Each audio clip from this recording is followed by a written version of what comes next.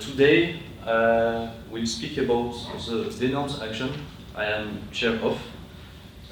Actually, the co-chair of this action is Olga Unova, who is on the second line here.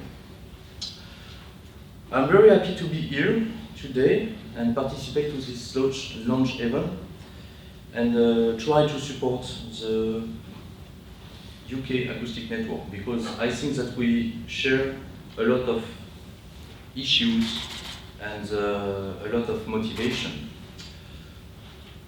This action effectively aims at bringing together two communities: the community of scientists and engineers working on acoustic metamaterials and sonic crystals, and the community of acousticians working on, let's say, usual acoustic treatments, which involves porous materials and vibration, around one common goal: the design of multifunctional, light and compact noise-reducing treatments, which will be used in realistic environments.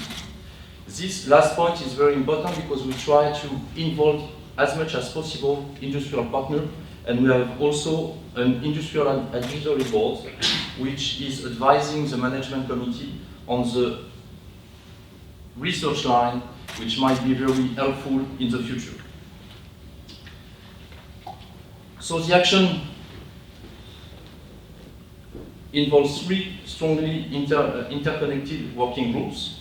One which aims at the modeling, the second one which aims at experimental technique, and the third one on industrial application, which mainly gather all the industrial partners of the action.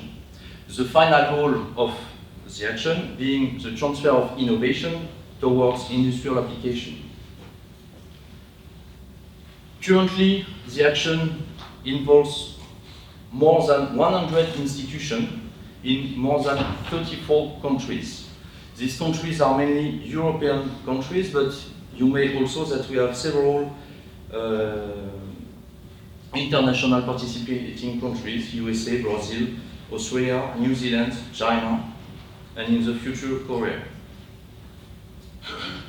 The working tools we have at our disposal are mainly these three: short-term and scientific mission, in order to facilitate the mobility of engineers and scientists from a country to another country; training schools with two aims.